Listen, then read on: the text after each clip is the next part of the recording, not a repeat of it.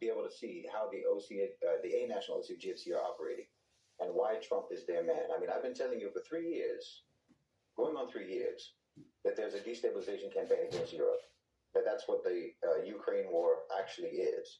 It's a proxy war being waged by the United States, not against Russia, but against Europe. I've been telling you that they're turning on each other. The West is turning on itself.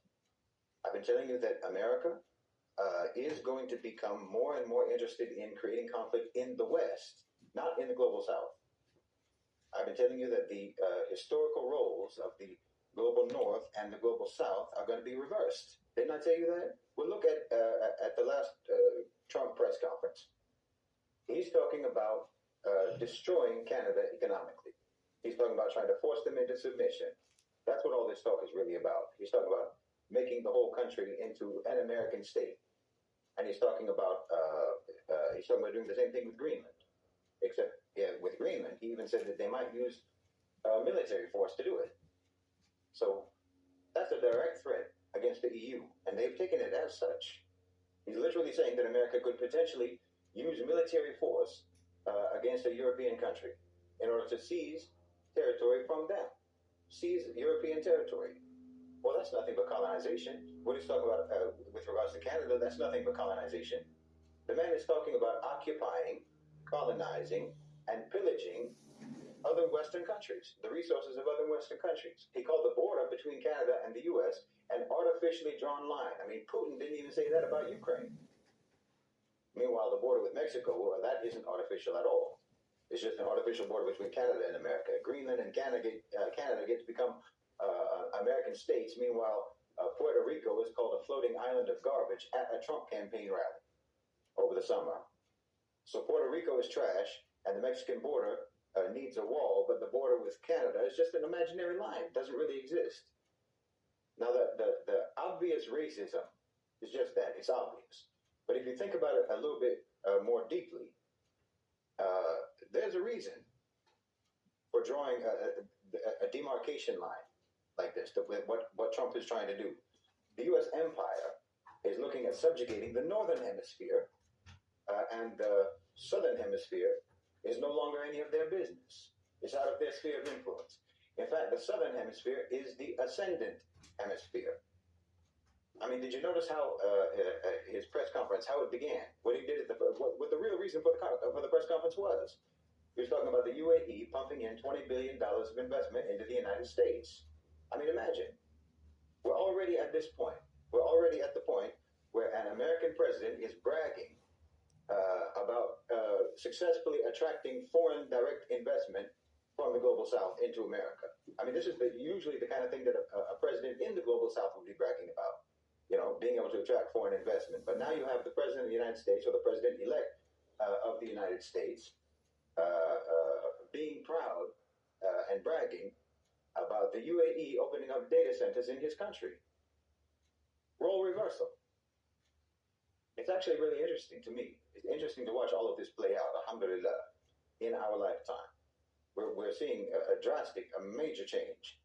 Basically, the neocons, the nationalistic OCGFC, are being placated. This is what Trump is doing. They're being redirected to feed their cannibalistic appetites on other Anglo-Saxons. I mean, this was the West's primary activity for centuries. Before they ever invaded our lands, they just cannibalized each other. That was the main pastime. So we're coming full circle. I mean, of course, the neocons need to maintain a fantasy of power. And I think that that's partly what's going on with Trump's outlandish suggestion. It's giving them something to dream about while they create nightmares for everyone else. I mean, the suggestion that the United States could just take Canada, take Greenland, it may sound absurd, but it actually reveals something far deeper than just the mere posturing of a braggart. This is in the imperial DNA of the Western power structure, a system that has thrived, has absolutely thrived on the subjugation of others' lands, others' resources, and other people for centuries. This isn't just about geography. This is about desperation on the part of the West, on the part of America. It's about a crumbling empire that's grasping at fantasies to try to reclaim relevance as its power slips away. To entertain the idea of annexing Canada or annexing Greenland or both in the 21st century is clinging to a mindset that belongs in the colonial past. It's obviously geopolitically absurd to try to do something like this today with all of the alliances and the sovereignties that are at play. But the point isn't whether this is feasible or not. It's that the very notion itself reflects an empire that is incapable of adapting to a world that is no longer defined by its dominance. The United States is not asserting strength here, it's telegraphing fear. This isn't a serious proposal. It's a tantrum dressed up as a strategy. It's the instinct of a predator whose fangs have fallen out, and they're lashing out in vain as his prey slips through its fingers. In my opinion, Trump is giving the neocons a fantasy of America, as a great, giant imperial landmass like China or the former Soviet Union, a landmass of majority white people. That's important. Because as so-called minorities, or rather as members of the global majority who happen to live in America, as they are increasingly becoming the collective majority of that country, in other words, as white people are gradually becoming the largest minority in America, well, racists in America have a demographic problem, similar to the Zionists. But unlike the Zionists, if America starts annexing territory in the Northern Hemisphere, well, that's territory that has its own kind in it. They have their own kind there. Now, if the Zionists seize territory, well, it's not filled with Jews. In fact, they don't even have enough Jews in the world. There's not even enough Jews on earth to fill the territory that they want, or even the territory that they already have. But if America takes Canada, if America takes Greenland, well, then the white population of the new United States empire would be at least increased by a few percentage points, which matters to them, maybe more if Canada adopts a mass deportation policy like America. See, it's almost like they're trying to gather all their own kind together and either expel or refuse entry to the so-called racial and so-called ethnic demographic groups of the global majority who they never liked. And that's actually something that the global majority should be happy about, to be honest. The global majority should be happy about that. You should be happy about the anti-immigration policies, frankly. Because they're literally trying to keep you off of a sinking ship, while they're telling everyone else who's stuck on board that ship that it was the weight that was making them sink, not the gaping hole in the side of the vessel. In other words, they're lying to their own people about what's really happening and why their ship is going down. But they're trying to keep you from jumping from the iceberg onto the Titanic, which is exactly what it is when anyone immigrates from the global south into America or into the West. You're just jumping from the iceberg to the Titanic. And they're trying to keep you off of it with their anti-immigration policies. Now, of course, this new Trumpian manifest destiny is nothing but a daydream. It doesn't really mean anything in reality. Trump is selling hallucinogens to the neocons. And of course, he's also just providing a distraction to the American people. This is one of the main things that politicians do in America. He's providing them a distraction that will appeal to their nationalistic ego and their nationalistic vanity. Anytime America talks about anything outside of America, all they're trying to do is distract their citizens from what's happening in their country, from the inequalities, from the economic collapse, from the erosion of their rights. All of this is happening in their own neighborhoods. So let's look somewhere else. Let's try to make them look somewhere else. It's for the American people to try to keep them looking outwards while their own houses burn down. And I mean that literally. I mean, I don't think you could find, or I don't think you could imagine or come up with a better metaphor for America today than what's happening in California right now. You've got tens of billions of dollars worth of damage from those fires in California. Meanwhile, there's no water. The fire extinguishers aren't producing any water. Their firefighting equipment is all gone to Ukraine. Whole neighborhoods in Los Angeles, subhanAllah, whole neighborhoods in Los Angeles look like Gaza today. How about that? And you have a mayor who doesn't even know that a URL, or that the term URL isn't the same thing as a website. This is America. So yes, you pretend that you're going to transform to some huge, expansive geographic empire from the Arctic all the way down to the renamed Gulf of America, just to divert from the reality of your reduction as a world empire. You talk big even though you can't even fill your own boots anymore. And that's why you talk big, because you're shrinking. Now, no, that doesn't mean that it's all empty talk. It's not completely empty. As I say, the A National OCGFC have a plan. That's what I've been talking about for 3 years. Relations are going to become increasingly hostile between the U.S. and Canada, between the U.S. and Europe, between the U.S. and the rest of the Northern Hemisphere.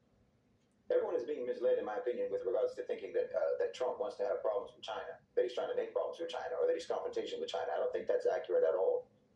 They're going to be making problems for the West. America's going to be making problems for the West, which essentially just delivers the global South to China and to BRICS. MAGA isn't about helping the American people any more than a corporate restructuring is about helping the workers. That's how you can probably conceptualize what's happening in America. America is downsizing. All well, just like with a company, when they downsize, they're telling everyone that they're just consolidating and they're just streamlining, and that everything they're doing is just going to make everything better than it ever was. They're going to make the company stronger than it ever was, and so on. Meanwhile, the richest of the rich in America are perched with their golden parachutes that will float them off into the global South, while your cities crash and burn. This is the death rattle of a system in crisis. Western colonial capitalism, in its current form, is unsustainable, and that's obvious. The U.S. economy has been hollowed out by financialization, by deindustrialization, and it can no longer stand on its own. That's a fact. The system runs on blood. The system runs on turmoil. Canada and Greenland and Europe have had a good run in terms of being able to orbit the United States without ever having gotten sucked into the vortex of that vampiric system. But that good run is over, and they're going to get sucked in. The same system that they use to pillage the global South is turning its sights around. You've heard about those prisons where the inmates rebel and take over the facility. Well, it's kind of like that, I think. The world today is kind of like that. All of your former prisoners, the colonized countries, the so-called developing countries, your former prisoners, have taken over the jail. And now the rifleman in the gun tower is turning his rifle around because he can see which way the wind is blowing. He can see who's actually in charge now. So now you've got prison guards who are stripping off their uniforms to try to put on the prison blues because your uniform just makes you a target. I'm talking about the West now. Oh, the tables are turning. I mean, look at this UAE investment that no one seems to want to talk about. I mean, think about that. The UAE investment was literally the only actual substantive thing, the only actual thing of substance that Donald Trump even talked about at that press conference the other day, and no one's even talking about it. No one is even mentioning that that's actually the reason for the thing. Everyone's talking about Canada, everyone's talking about Greenland, Panama Canal, and so forth. No one even noticed the fact that Mr. America First is bragging about $20 billion in foreign direct investment that's going to go to operate exactly the same way in America that Western investment always operated in our countries. That's exactly what they're doing. I mean, literally. The UAE is doing the exact same thing that the West has always done to us, but no one can see it and no one's talking about it. You have to understand that the way foreign investment works, it's like a syringe. They tell you that it's injecting you with medicine, but what they actually do is stick that needle in you to suck your blood. So you think that they're injecting, but they're actually extracting. Because look, this deal that he announced, they're going to open data centers in the U.S. Okay. Well, aside from how much power and leverage that gives the UAE potentially over American data, which is massive, but let's not even talk about that. There's too many things to say really about that. That's not really even my area. But just consider the fact that data centers notoriously consume a huge amount of energy, a huge amount of electricity. This is why Trump was rambling for most of his press conference. He was rambling on and on and on about drilling, drill baby drill, about coal, and he was even attacking windmills and all sorts of things, which is just too obviously quixotic to even mention. Okay, they use a massive amount of energy, these data centers. They use a massive amount of energy, a massive amount of electricity. That's going to be American energy. That's going to be American electricity, powered either by natural gas, by oil, or by coal, or what have you. Apparently not by windmills. So let's just say that they open 10 data centers. The amount of energy that they will consume to run those data centers is going to be roughly equivalent to the total of U.S. natural gas exports. Imagine. This investment is only partially about the actual data centers themselves. This investment is about sapping America's energy resources. It's an investment into sabotaging America's newfound status as an energy exporter. And that's if they just open 10. If they just open 10 data centers, but they're putting in the $20 billion investment in.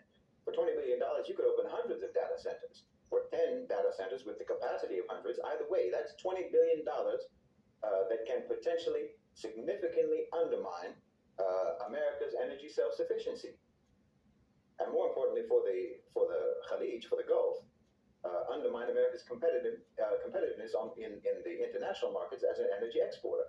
This is a very important issue for the UAE. It's a very important issue for the Gulf.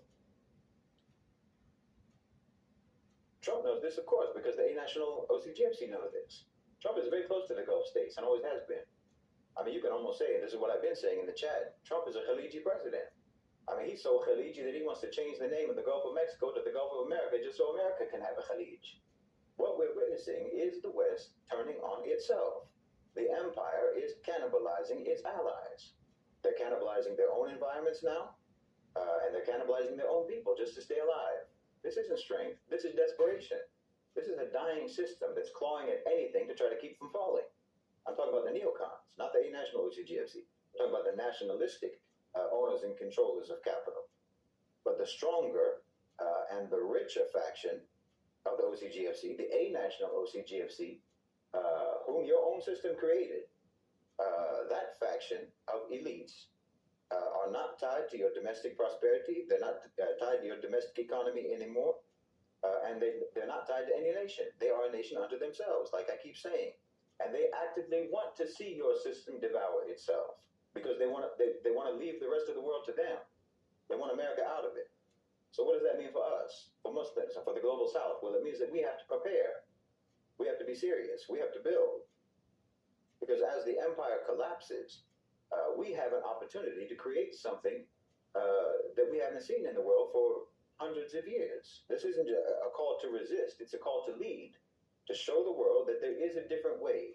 There is a just way. There's a way that's rooted in harmony and cohesion and collective sovereignty. And I think that's what we're seeing develop. So let's not be distracted by the empire's desperate fantasies. We have to focus on the work ahead. We have to understand what's actually happening because there are tremendous risks. I mean, BRICS is working with the A-National OCGFC, and that's perilous in and of itself. They are predatory. They're just the same as neocons in terms of being predators. They want to worm their way into dominance in the global South. So we have to negotiate that relationship very carefully. This is going to require cool heads, calm calculation, patience, and long-term planning. So you have to try to not get caught up in the flash bombs that they drop sporadically, Western politicians. We need to pay close attention to what's actually going on. Because yes, we are in a negotiation, all of us, literally all of us. We're all in a negotiation with power, continuously, constantly, nonstop. You and I are constantly defining the terms of our relationship with power. We are constantly letting them know what they can and cannot get away with. We're letting them know what we require from them. We're letting them know continuously what we will and will not accept. So we really can't afford to let them distract us. The West is turning on itself. So we have to ensure that we are ready to rise when the West falls.